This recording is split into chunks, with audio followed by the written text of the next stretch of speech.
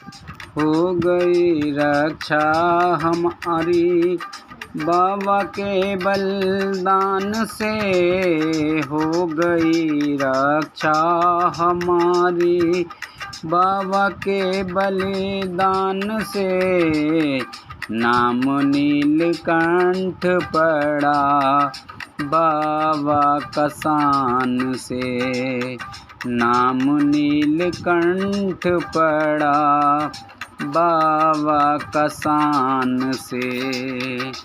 P गए विष का वो प्याला तीनों लोगों के लिए, पी गए विष का वो प्याला तीनों लोगों के लिए। कर दिया कुर्बान अपना रूप अपनों के लिए, कर दिया कुर्बान अपना।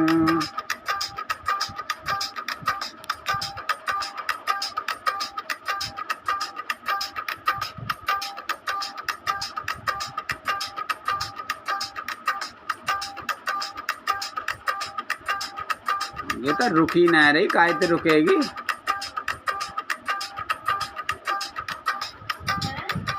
ये तो रुकी ना है, लाइट बंद है जाए दिन कहाँ चली गई। लाइट बंद है जाए फिर वहाँ पे भाग जाए जहाँ पे शुरू करोगे।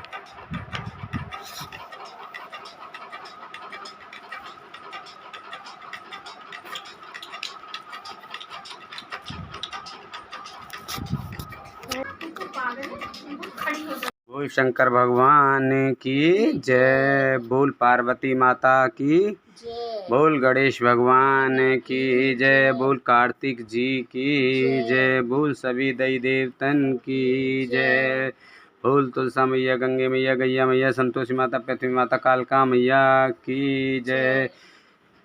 नमामि समीशामु निर्वाणे रूपं व्यवं व्यापकं ब्रह्म वेदस्वरूपं निजं निर्गुणं निर्विकल्पं निरीहं चिदाकाशमाकाशवासं भजेऽहं। निराकार ओंकार मूलं तुरीहं गिरा ज्ञान गोतीतमीशं गिरीशं करालं महाकाल कालं कृपालं गुणागार संसार पारं नतोऽहं। तुषाराद शंकाश गौरम गंभीरम मनोभूति कोटि प्रवासी शरीरम स्फुरन्मूल कल्लोल नीचार गंगा लसद्वाल वालेन्दु कंठे भुजंगा चलत कुंडलं शुभ्र नेत्रं विशालं प्रसन्नामुनं नीलकण्ठं दयालं मृगाधीश चर्माम्बरं मुण्डमालं प्रियं शङ्करं सर्वनाथं भजामि।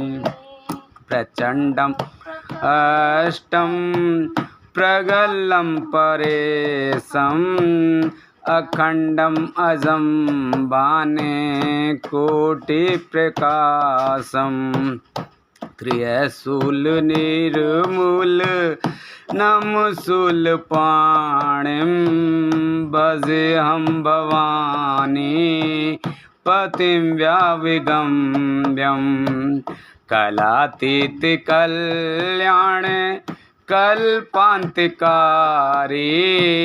सदा सच्चिदानंद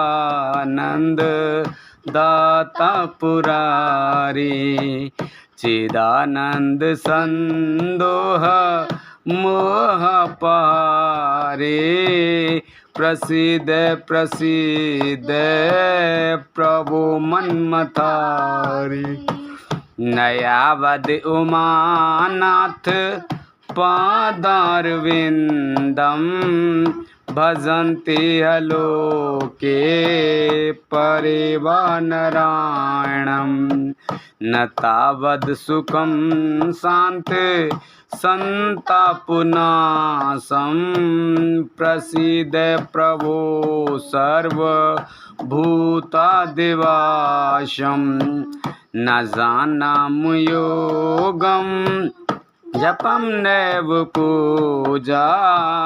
न तो हम सदा सर्वदा तोभ्यं। जरा जन्म दुःख घटतव्यमानं।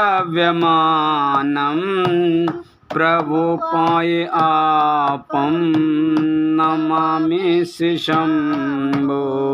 रुद्राष्टकं दे प्रोक्तं विपणे हर्तोष्ये। ये पठन्ति नरा भक्त्या तेषां शम्भ प्रसीदते। सुन विनती सर्वज्ञ शिव देख विप्र अनुराग।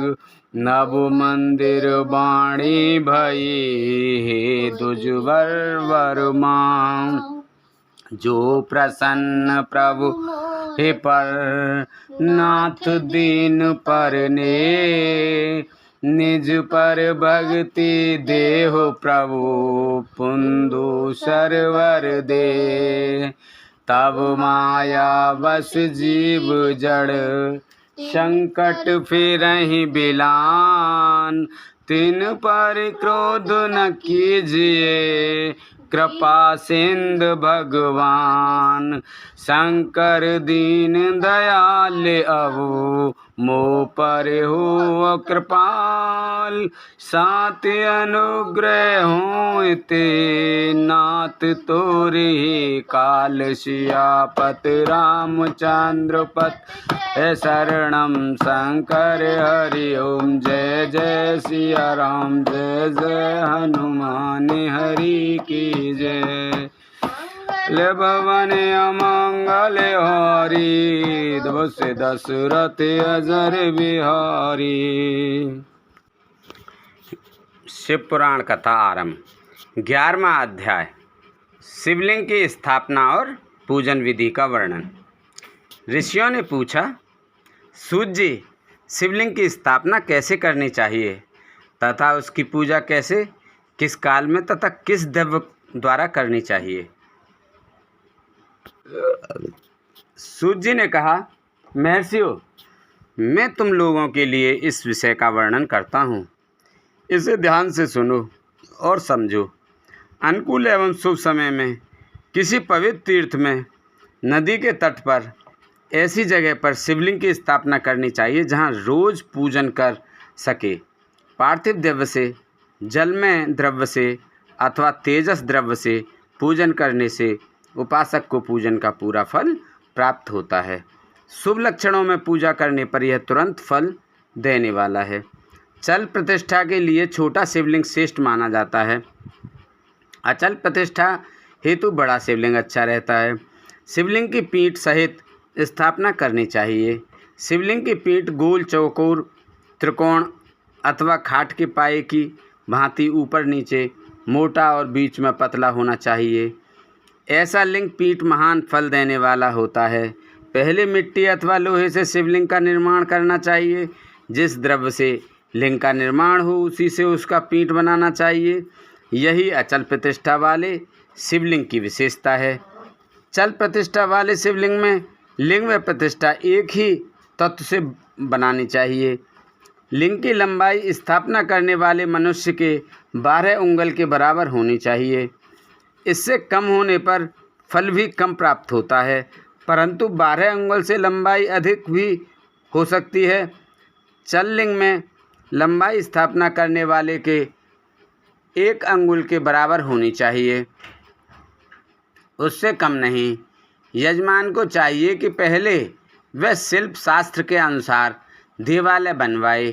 तथा उसमें सभी देवगणों की मूर्ति स्थापित करे। देवालय का गर्भगृह सुंदर, सुदृढ़ और स्वच्छ होना चाहिए। उसमें पूर्व और पश्चिम में 2 मुख्य द्वार हों।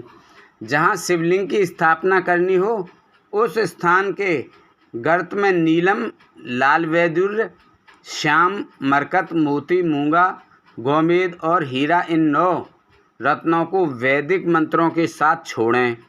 5 वैदिक मंत्रों द्वारा 5 स्थानों से पूजन करके अग्नि में आहुति दें और परिवार सहित मेरी पूजा करके आचार्य को धन से तथा भाई बंधुओं को मनचाही वस्तु से संतुष्ट करें। याचकों को सुवर्ण, गृह एवं भू संपत्ति तथा गाय आदि का प्रदान करें। स्थावर जंगम सभी जीवों को यत्नपूर्वक संतुष्ट कर एक गड्ढे में सुवर्ण तथा 9 प्रकार के रत्न भरकर वैदिक मंत्रों का उच्चारण करके परम कल्याणकारी महादेव जी का ध्यान करें। तत्पश्चात नाद घोष से युक्त महामंत्र ओंकार ओम का उच्चारण करके गड्ढे में पीठ युक्त शिवलिंग की स्थापना करें। वहाँ परम सुंदर मूर्ति की भी स्थापना करनी चाहिए तथा भूमि संस्कार की विधि जिस प्रकार शिवलिंग के लिए की गई है उसी प्रकार मूर्ति की प्रतिष्ठा भी करनी चाहिए। मूर्ति की स्थापना अर्थात प्रतिष्ठा पंचाक्षर मंत्र से करनी चाहिए। मूर्ति को बाहर से भी लिया जा सकता है, परंतु वह साधु पुरुष द्वारा पूजित हो। इस प्रकार शिवलिंग में मूर्ति द्वारा की गई महादेव की पूजा शिव पद प्रदान करने वाली है। स्थावर और जंगम से लिंग भी 2 तरह का हो गया है। वृक्षलता आदि को स्थावर लिंग कहते हैं और कृमि कीट आदि को जंगम लिंग। स्थावर लिंग को सींचना चाहिए तथा जंगम लिंग को आहार एवं जल देकर तृप्त करना चाहिए। यूँ चराचर जीवों को भगवान शंकर का प्रतीक मानकर उनका पूजन करना चाहिए। इस तरह महालिंग की स्थापना करके विविध उपचारों द्वारा उसका रोज पूजन करें तथा देवालय के पास ध्वजारोहण करें। शिवलिंग साक्षात शिव का पद प्रदान करने वाला है। आवाहन, आसन, अर्घ्य, पाद्य, पाद्यांग, आचमन, स्नान, वस्त्र, यज्ञोपवीत, गंध, पुष्प, धूप, दीप, नैवेद्य, तांबूल, समर्पण, नीराजन, नमस्कार और विसर्जन, ये 16 उपचार हैं। इनके द्वारा पूजन करें। इस तरह किया गया भगवान शिव का पूजन शिवप्रद की प्राप्ति कराने वाला है। सभी शिवलिंगों की स्थापना के उपरांत चाहे वे मनुष्य द्वारा स्थापित, ऋषियों या देवताओं द्वारा अथवा अपने आप प्रकट हुए हों, सभी का उपर्युक्त विधि से पूजन करना चाहिए, तभी फल प्राप्त होता है। उसकी परिक्रमा और नमस्कार करने से शिवप्रद की प्राप्ति होती है। शिवलिंग का नियम पूर्वक दर्शन भी कल्याणकारी होता है। मिट्टी, आटा, गाय के गोबर, फूल, कन्नेर, पुष्प, फल, गुड़, मक्खन, भस्म अथवा अन्न से शिवलिंग बनाकर प्रतिदिन पूजन करें तथा प्रतिदिन 10,000 प्रणव मंत्रों का जाप करें अथवा दोनों संध्याओं के समय 1 सहस्त्र प्रणव मंत्रों का जाप करें। इससे भी शिवप्रद की प्राप्ति होती है। जप काल में प्रणव मंत्र का उच्चारण मन की शुद्धि करता है। नाद और बिंदु से युक्त ओंकार को कुछ विद्वान समान प्रणव कहते हैं। प्रतिदिन 10,000 पंचाक्षर मंत्र का जाप अथवा दोनों संध्याओं को 1 सहस्त्र मंत्र का जाप शिवपद की प्राप्ति कराने वाला है। सभी ब्राह्मणों के लिए प्रणव से युक्त पंचाक्षर मंत्र अति फलदायक है। कलश से किया स्नान, मंत्र की दीक्षा, मातृकाओं का न्यास, सत्य से पवित्र अंतकरण, ब्राह्मण तथा ज्ञानी गुरु सभी को उत्तम माना गया है। पंचाक्षर मंत्र का 5 करोड़ जाप करने से मनुष्य भगवान शिव के समान हो जाता है। 1, 2, 3 अथवा 4 करोड़ जाप करके मनुष्य क्रमशः ब्रह्मा, विष्णु, रुद्र तथा महेश्वर का पद प्राप्त कर लेता है। यदि 1000 दिनों तक प्रतिदिन 1 सहस्त्र जाप 55 मंत्रों का किया जाए और प्रतिदिन ब्राह्मण को भोजन कराया जाए तो इससे अभीष्ट कार्य की सिद्धि होती है।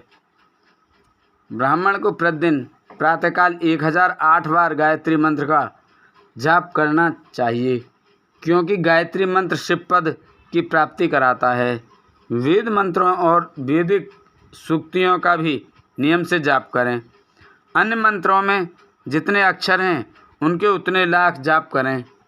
इस प्रकार यथाशक्ति जाप करने वाला मनुष्य मोक्ष प्राप्त करता है। अपनी पसंद से कोई एक मंत्र अपनाकर प्रतिदिन उसका जाप करें और ओम का नित्य 1 सहस्त्र जाप करें। ऐसा करने से संपूर्ण मनोरथों की सिद्धि होती है। जो मनुष्य भगवान शिव के लिए फुलवाड़ी या बगीचे लगाता है तथा शिव मंदिर में झाड़ने बुहारने का सेवा कार्य करता है, ऐसे शिव भक्त को पुण्य कर्म की प्राप्ति होती है। अंत समय में भगवान शिव उसे मोक्ष प्रदान करते हैं। काशी में निवास करने से भी योग और मोक्ष की प्राप्ति होती है। इसलिए आमरण भगवान शिव के क्षेत्र में निवास करना चाहिए। उस क्षेत्र में स्थित बावड़ी, तालाब, कुआं और पोखर को शिवलिंग समझकर वहाँ स्नान, दान और जाप करके मनुष्य भगवान शिव को प्राप्त कर लेता है। जो मनुष्य शिव के क्षेत्र में अपने किसी मृत संबंधी का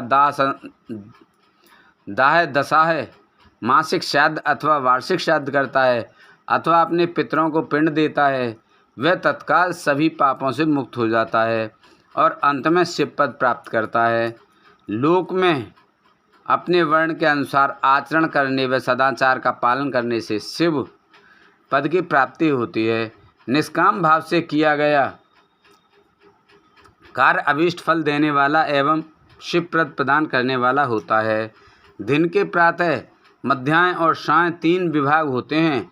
इनमें सभी को एक एक प्रकार के कर्म का प्रतिपादन करना चाहिए।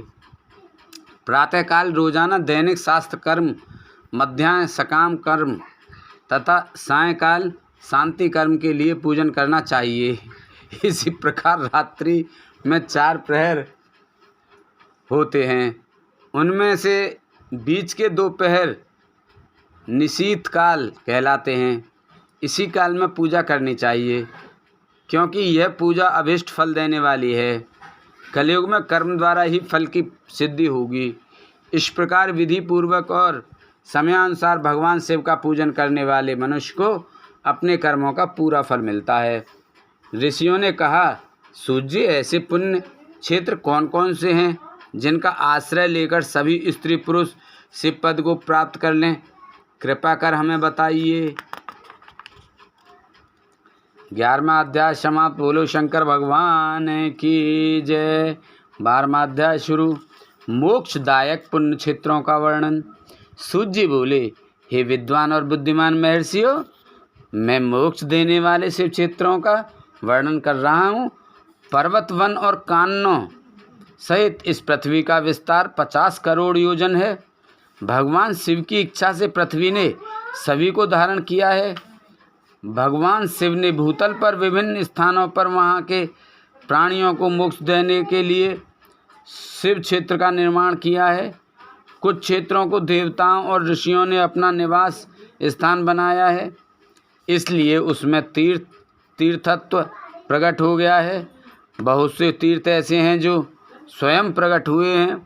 तीर्थ क्षेत्र में जाने पर मनुष्य को सदा स्नान, दान और जाप करना चाहिए, अन्यथा मनुष्य रोग, गरीबी तथा मूर्खता आदि दोषों का भागी हो जाता है। जो मनुष्य अपने देश में मृत्यु को प्राप्त होता है, वह इस पुण्य के फल से दोबारा मनुष्य योनि प्राप्त करता है, परंतु पापी मनुष्य दुर्गति को ही प्राप्त करता है। हे ब्राह्मणों, पुण्य क्षेत्र में किया गया पाप कर्म अधिक दृढ़ हो जाता है, अतः पुण्य क्षेत्र में निवास करते समय पाप कर्म करने से बचना चाहिए। सिंधु और सतलुज नदी के तट पर बहुत से पुण्य क्षेत्र हैं। सरस्वती नदी परम पवित्र और 60 मुख वाली है, अर्थात उसकी 60 धाराएं हैं। इन धाराओं के तट पर निवास करने से परम पद की प्राप्ति होती है। हिमालय से निकली हुई पुण्य सलिला गंगा 100 मुख वाली नदी है। इसके तट पर काशी, प्रयाग आदि पुण्य क्षेत्र हैं।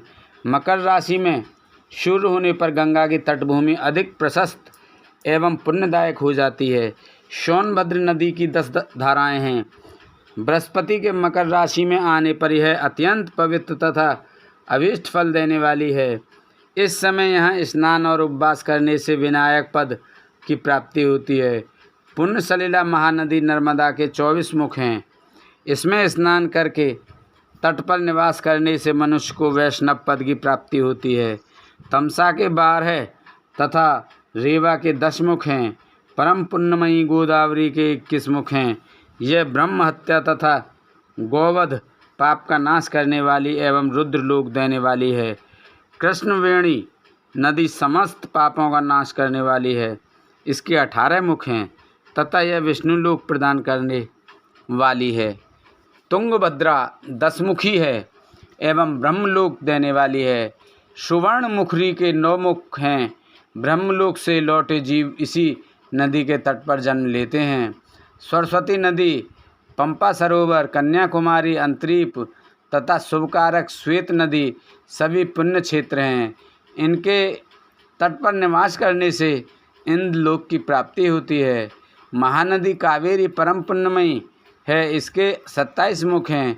यह संपूर्ण अभिष्ट वस्तुओं को देने वाली है। इसके तट ब्रह्मा विष्णु का पद देने वाले हैं।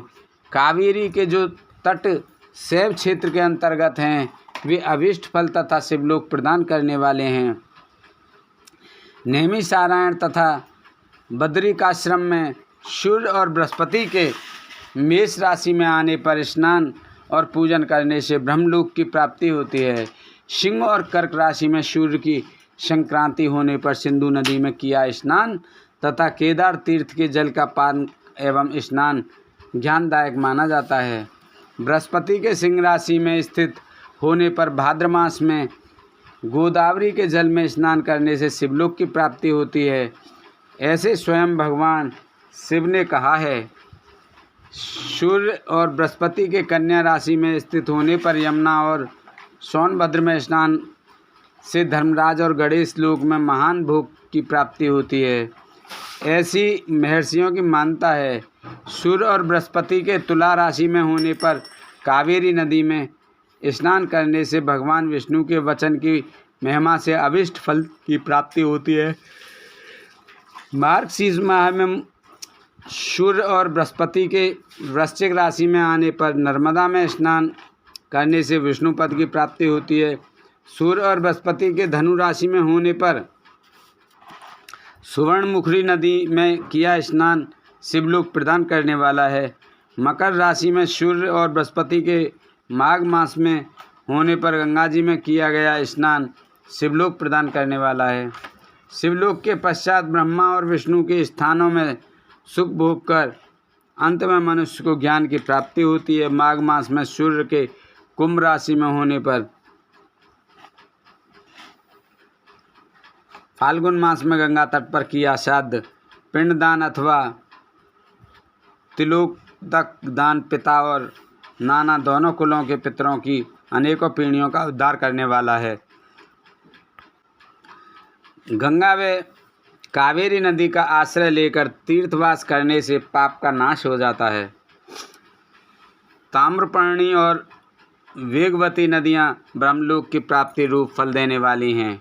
इनके तट पर स्वर्गदायक क्षेत्र हैं। इन नदियों के मध्य में बहुत से पुण्य क्षेत्र हैं। यहीं निवास करने वाला मनुष्य अभीष्ट फल का भागी होता है। सदाचार, उत्तम व्रति तथा सद्भावना के साथ मन में दया भाव रखते हुए विद्वान पुरुष को तीर्थ में निवास करना चाहिए, अन्यथा उसे फल नहीं मिलता। पुण्य क्षेत्र में जीवन बिताने का निश्चय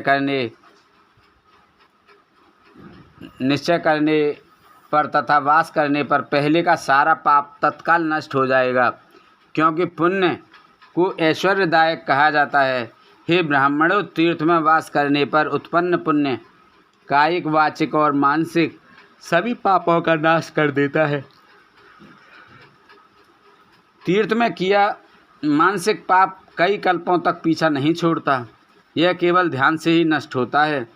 वाचिक पाप जाप से तथा कायिक पाप शरीर को सुखाने जैसे कठोर तप से नष्ट होता है।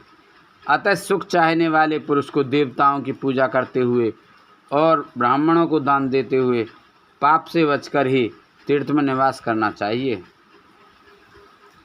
12वां अध्याय समाप्त। बोलो शंकर भगवान की जय। 13वां अध्याय सदाचार, संध्या वंदन, प्रणव, गायत्री जाप एवं अग्निहोत्र की विधि तथा महिमा। ऋषियों ने कहा, सूत जी, आप हमें वह सदाचार सुनाइए जिससे विद्वान पुरुष पुण्य लोकों पर विजय पाता है। स्वर्ग प्रदान करने वाले धर्म में तथा नरक का कष्ट देने वाले अधर्म में आचारों का वर्णन कीजिए।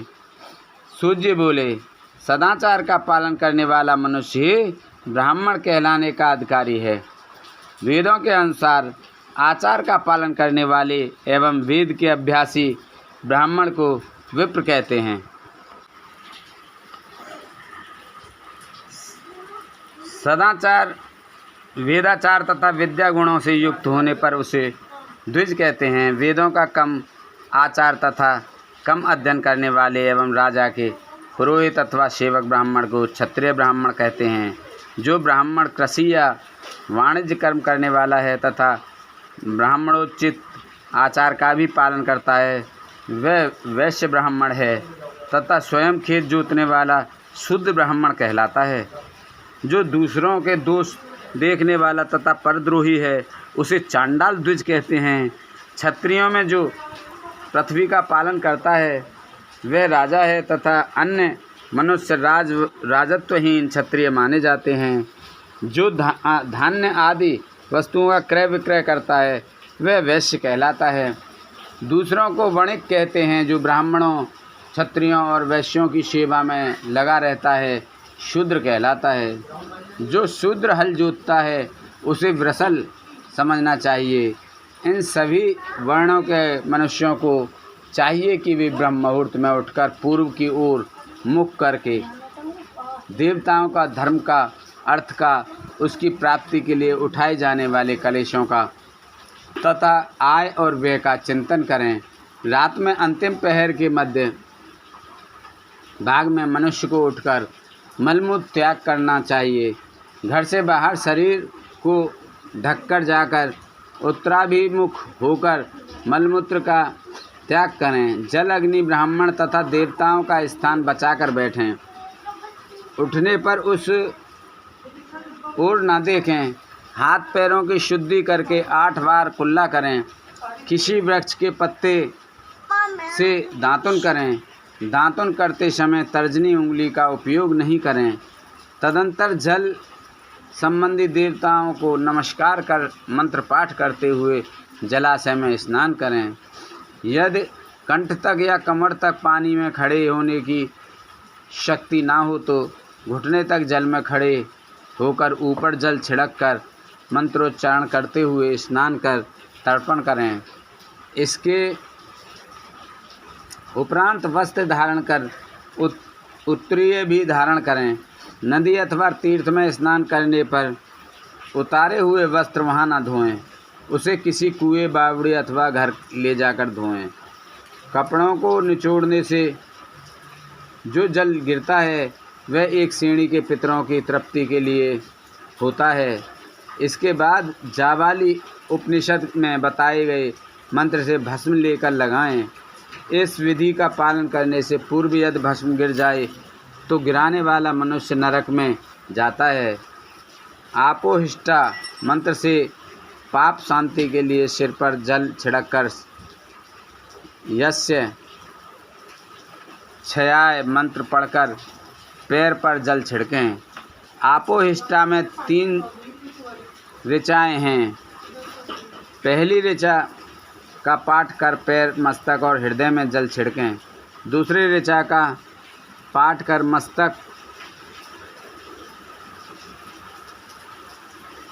मस्तक और पैर पर जड़ छिड़कें। इस प्रकार के स्नान को मंत्र स्नान कहते हैं। किसी अपवित्र वस्तु से स्पर्श हो जाने पर, स्वास्थ्य ठीक न रहने पर, यात्रा में या जल उपलब्ध न होने की दशा में मंत्र स्नान करना चाहिए। प्रातःकाल की संध्योपासना में गायत्री मंत्र का जाप करके 3 बार सूर्य को अर्घ्य दें। मध्याह्न में गायत्री मंत्र का उच्चारण कर सूर्य को 1 अर्घ्य देना चाहिए।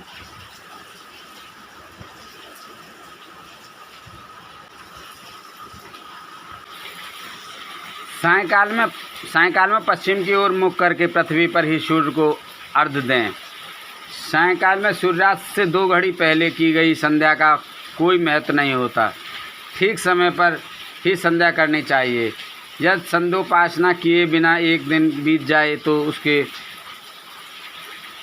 प्रायश्चित हेतु अगली संध्या के समय 100 गायत्री मंत्र का जाप करें। 10 दिन छूट जाने पर 1 लाख तथा 1 माह छूट जाने पर अपना उपनयन संस्कार कराएं। अर्ध सिद्धि के लिए ईश, गौरी, कार्तिकेय, विष्णु, ब्रह्मा, चंद्रमा और यम व अन्य देवताओं का शुद्ध जल से तर्पण करें। तीर्थ के दक्षिण में, मंत्रालय में, देवालय में अथवा घर में स्नान पर बैठकर अपनी बुद्धि को स्थिर कर देवताओं को नमस्कार कर प्रणव मंत्र का जाप करने के पश्चात गायत्री मंत्र का जाप करें। प्रणव के ए, उ और मैं तीनों अक्षरों में जीव और ब्रह्मा की एकता का प्रतिपादन होता है। अतः प्रणव मंत्र का जाप करते समय मन में यह भावना होनी चाहिए कि हम तीनों लोकों की सृष्टि करने वाले ब्रह्मा, पालन करने वाले विष्णु तथा संहार करने वाले रुद्र की उपासना कर रहे हैं।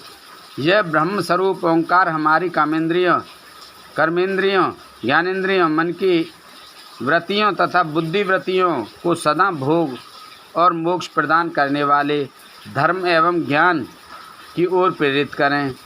जो मनुष्य प्रणव मंत्र के अर्थ का चिंतन करते हुए इसका जाप करते हैं वे निश्चय ही ब्रह्मा को प्राप्त करते हैं, तथा जो मनुष्य बिना अर्थ जाने प्रणव मंत्र का जाप करते हैं उनको ब्राह्मण तत्व की पूर्ति होती है।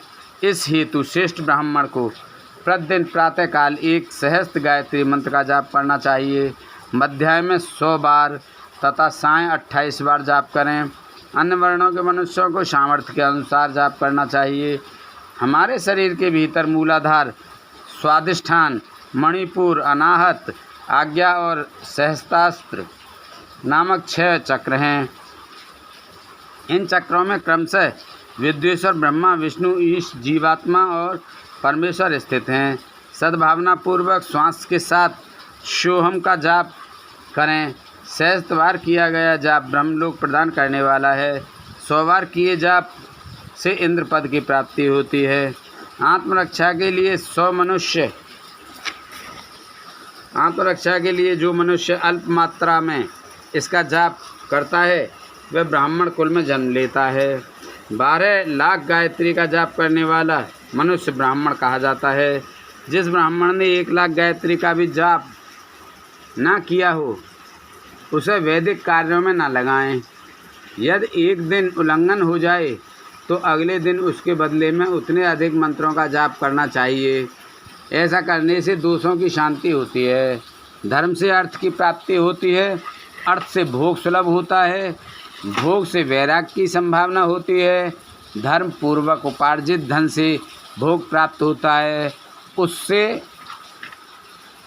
उससे भोगों के प्रति आसक्ति उत्पन्न होती है। मनुष्य धर्म से धन पाता है एवं तपस्याओं से दिव्य रूप प्राप्त करता है। कामनाओं का त्याग करने से अंतकरण की शुद्धि होती है, उस शुद्धि से ज्ञान का उदय होता है। सतयुग में तप को तथा कलयुग में दान को धर्म का अच्छा साधन माना गया है। सतयुग में ध्यान से, त्रेता में तपस्या से और द्वापर में यज्ञ करने से ज्ञान की सिद्धि होती है, परंतु कलयुग में प्रतिमा की पूजा से ज्ञान लाभ होता है। अधर्म हिंसात्मक और दुख देने वाला है, धर्म से सुख व अभ्युदय की प्राप्ति होती है। दुराचार से दुख तथा सदाचार से सुख मिलता है। अतः भोग और मोक्ष की सिद्धि के लिए धर्म का उपार्जन करना चाहिए। किसी ब्राह्मण को 100 वर्ष के जीवन निर्वाह की सामग्री देने पर ही ब्रह्मलोक की प्राप्ति होती है। एक सहज चंद्रायण व्रत का अनुष्ठान ब्रह्मलोकदायक माना जाता है। दान देने वाला पुरुष जिस देवता को सामने रखकर दान करता है, अर्थात जिस देवता को वह दान द्वारा प्रसन्न करना चाहता है, उसी देवता का लोक उसे प्राप्त होता है। धनहीन पुरुष तपस्या कर अच्छे सुख को प्राप्त कर सकते हैं। ब्राह्मण को दान ग्रहण कर तथा यज्ञ करके धन का अर्जन करना चाहिए। क्षत्रिय बाहुबल से तथा वैश्य कृषि एवं गोरक्षा से धन का उपार्जन करें। इस प्रकार न्याय से उपार्जित धन को दान करने से दाता को ज्ञान की सिद्धि प्राप्त होती है एवं ज्ञान से ही मोक्ष की प्राप्ति सुलभ होती है।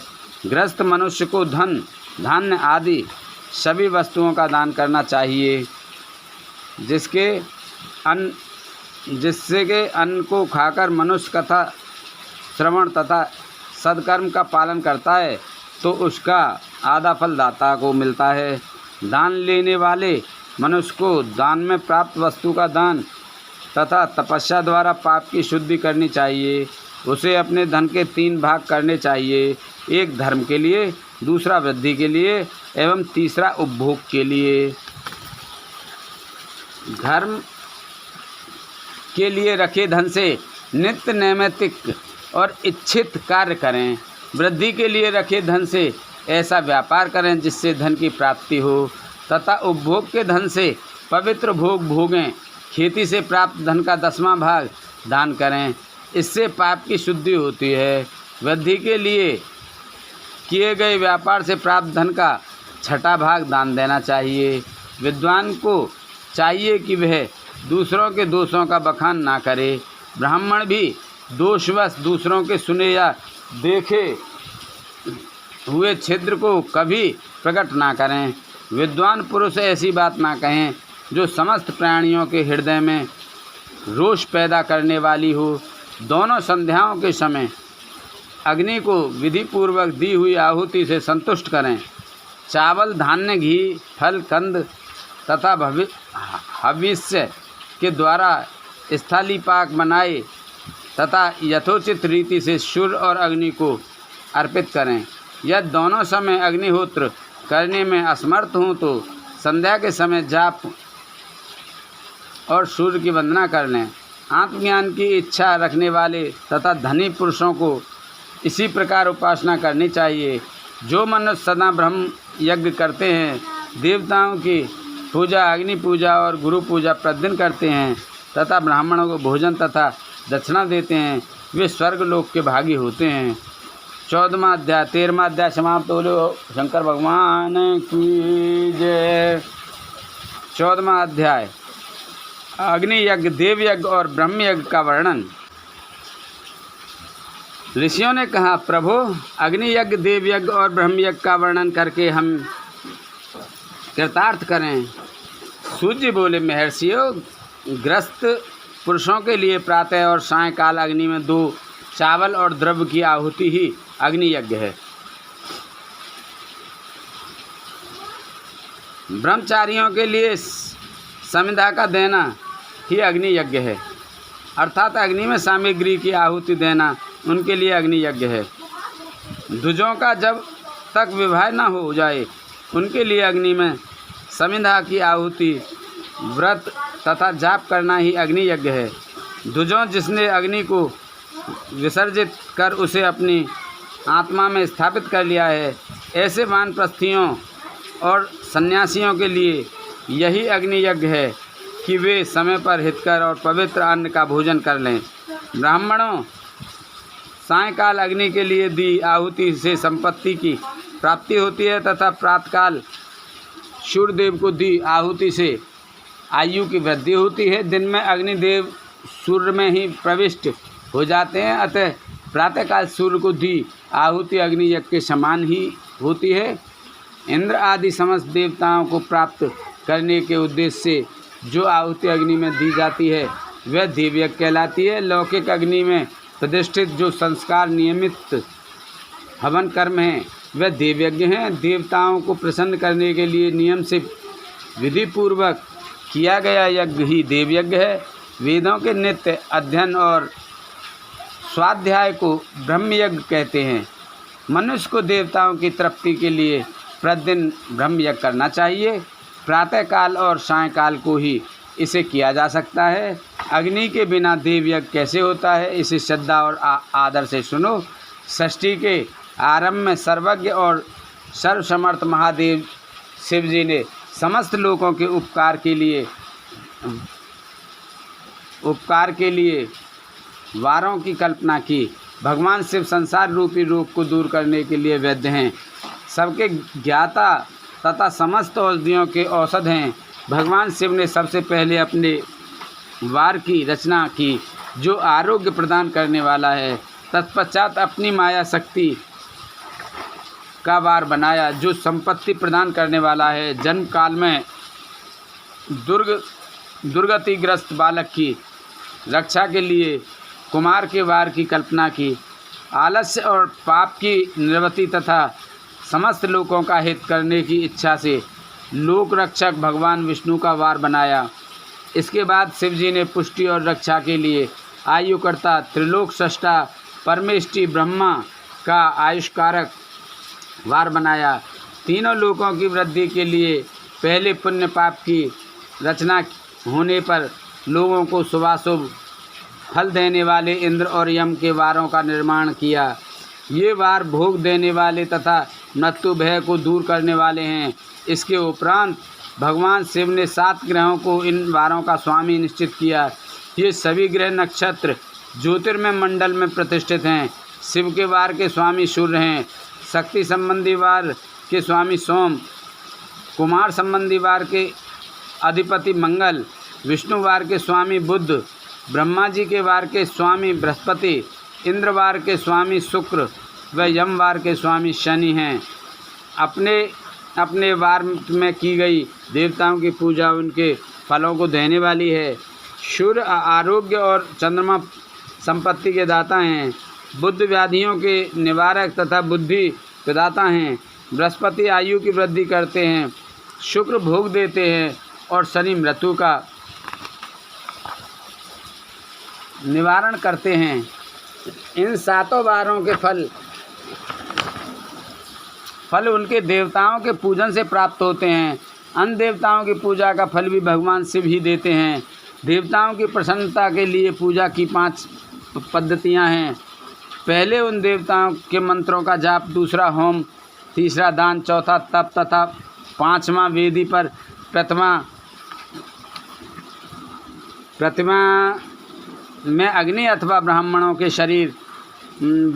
शरीर में विशिष्ट देव की भावना करके 16 उपचारों से पूजा तथा आराधना करना। दोनों नेत्रों तथा मस्तक के रूप में और कुष्ठ रोग की शांति के लिए भगवान सूर्य की पूजा करके ब्राह्मणों को भोजन कराएं। इससे यदि प्रबल प्रारब्ध का निर्माण हो जाए तो जरा एवं रोगों का नाश हो जाता है। इष्ट देव के नाम का जाप वार के अनुसार फल देते हैं। रविवार को सूर्य देव व अन्य देवताओं के लिए तथा अन्य ब्राह्मणों के लिए विशिष्ट वस्तु अर्पित करें। यह साधन विशिष्ट फल देने वाला होता है तथा इसके द्वारा पापों की शांति होती है। सोमवार को संपत्ति व लक्ष्मी की प्राप्ति के लिए लक्ष्मी की पूजा करें तथा पत्नी के साथ ब्राह्मणों को घी में पका अन्न भोजन कराएं। मंगलवार को रोगों की शांति के लिए काली की पूजा करें। उड़द, मूंग एवं अरहर की दाल से युक्त अन्न का भोजन ब्राह्मणों को कराएं। बुधवार को दधि युक्त अन्न से भगवान विष्णु का पूजन करें। ऐसा करने से पुत्र मित्र की प्राप्ति होती है। जो दीर्घायु होने की इच्छा रखते हैं वे बृहस्पतिवार को देवताओं का वस्त्र, यज्ञोपवीत तथा घी मिश्रित खीर से पूजन करें। भोगों की प्राप्ति के लिए शुक्रवार को एकाग्रचित होकर देवताओं का पूजन करें और ब्राह्मणों की तृप्ति के लिए षड्रस युक्त अन्न दें। स्त्रियों की प्रसन्नता के लिए सुंदर वस्त्र का विधान करें। शनिवार अपनत्व का निवारण करने वाला है। इस दिन रुद्र की पूजा करें। तिल के होम व दान से देवताओं को संतुष्ट करके ब्राह्मणों को तिल मिश्रित भोजन कराएं। इस तरह से देवताओं की पूजा करने से आरोग्य एवं उत्तम फल की प्राप्ति होती है। देवताओं के नित्य विशेष पूजन, स्नान, दान, जाप, होम तथा ब्राह्मण तर्पण एवं रवि आदि वारों में विशेष तिथि और नक्षत्रों का योग प्राप्त होने पर विभिन्न देवताओं के पूजन में जगदीश्वर भगवान शिव ही उन देवताओं के रूप में पूजित होकर सब लोगों को आरोग्य फल प्रदान करते हैं। देश, काल, पात्र, द्रव्य, श्रद्धा एवं लोक के अनुसार उनका ध्यान रखते हुए महादेव जी की आराधना करने वाले को आरोग्य आदि फल देते हैं। मंगल कार्यों के आरंभ में और अशुभ कार्यों के अंत में तथा जन्म नक्षत्रों के आने पर ग्रस्त पुरुष अपने घर में आरोग्य की समृद्धि के लिए सूर्य ग्रह का पूजन करे। इससे सिद्ध होता है कि देवताओं का पूजन संपूर्ण अभिष्ट वस्तुओं को देने वाला है। पूजन वैदिक मंत्रों के अनुसार ही होना चाहिए। शुभ फल की इच्छा रखने वाले मनुष्यों को 7 दिन अपनी शक्ति के अनुसार देव पूजन करना चाहिए। निर्धन मनुष्य तपस्या व व्रत आदि से तथा धन के द्वारा देवी देवताओं की आराधना करे। जो मनुष्य श्रद्धापूर्वक इस तरह के धर्म का अनुष्ठान करता है वह पुण्य लोक में अनेक प्रकार के फल भोग कर पुनः इस पृथ्वी पर जन्म ग्रहण करता है। धनवान पुरुष सदा भोग सिद्धि के लिए मार्ग में वृक्ष लगाकर लोगों के लिए छाया की व्यवस्था करते हैं और उनके लिए कुएं बावली बनवाकर पानी की व्यवस्था करते हैं। वेद शास्त्रों की प्रतिष्ठा के लिए पाठशाला का निर्माण या अन्य किसी भी प्रकार से धर्म का संग्रह करते हैं और स्वर्गलोक को प्राप्त होते हैं। समयानुसार पुण्य कर्मों के परपाक से अंतकरण शुद्ध होने पर ज्ञान की सिद्धि होती है। दुजों इस अध्याय को जो सुनता, पढ़ता अथवा सुनने की व्यवस्था करता है उसे देव यज्ञ का फल प्राप्त होता है। बोल शंकर भगवान की जय। 14वां अध्याय समाप्त। बोलो हरि ओम नमो नमः। 15वां अध्याय शुरू। देश, काल, पात्र और दान का विचार। ऋषियों ने कहा, समस्त पदार्थों के ज्ञाताओं में श्रेष्ठ सूत जी हमसे देश, काल और दान का वर्णन करें। देश का वर्णन। सूत जी बोले, अपने घर में किया देव यज्ञ शुद्ध ग्रह के फल को देने वाला है। गौशाला का स्थान घर में किए गए देव यज्ञ से 10 गुना, जबकि जलाशय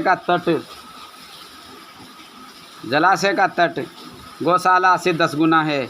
एवं जहाँ तुलसी, बेल और पीपल वृक्ष का मूल हो वह स्थान जलाशय तट से भी 10 गुना महत्व देने वाला है। देवालय उससे भी अधिक महत्व रखता है। देवालय से 10 गुना महत्व रखता है तीर्थ भूमि का तट।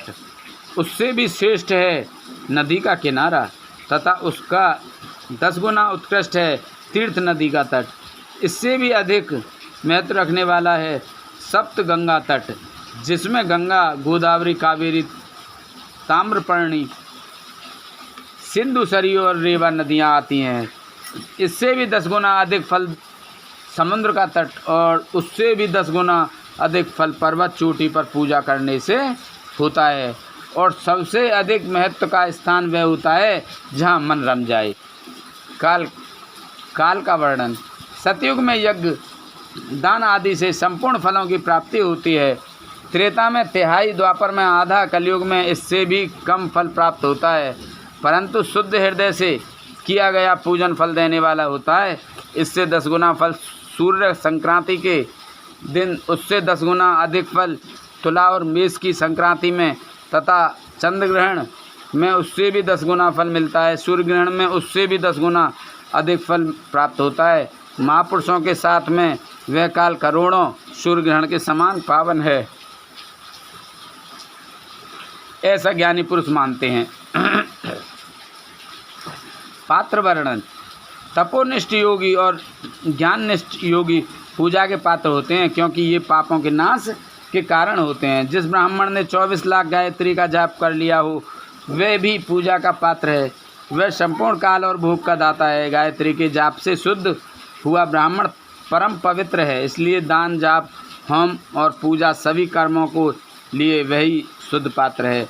स्त्री या पुरुष जो भी भूखा हो वही अन्नदान का पात्र है। जिसे जिस वस्तु की इच्छा हो उसे वह वस्तु बिना मांगे ही दे दी जाए तो दाता को उस दान का पूरा फल प्राप्त होता है। याचना करने के बाद दिया गया दान आधा ही फल देता है।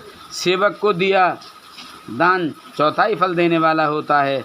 दीन ब्राह्मण को दिए गए धन का दान दाता को इस भूतल पर 10 वर्षों तक भोग प्रदान करने वाला है। वेद विवेकता को दान देने पर वह स्वर्गलोक में देवताओं के वर्ष से 10 वर्ष तक दिव्य भोग देने वाला है। गुरुदक्षिणा में प्राप्त धन शुद्ध द्रव्य कहलाता है। इसका दान संपूर्ण फल देने वाला है। क्षत्रियों का शौर्य से कमाया हुआ, वैश्यों का व्यापार से आया हुआ और शूद्रों का सेवानिवृत्त से प्राप्त किया धन उत्तम द्रव्य है। दान का वर्णन। गौ, भूमि, तिल, सुवर्ण, घी, वस्त्र, धान्य, गुड़, चांदी, नमक, कोहड़ा और कन्या नामक 12 वस्तुओं का दान करना चाहिए। गोदान से सभी पापों का निवारण होता है और पुण्य कर्मों की पुष्टि होती है। भूमि का दान परलोक में आश्रय देने वाला होता है।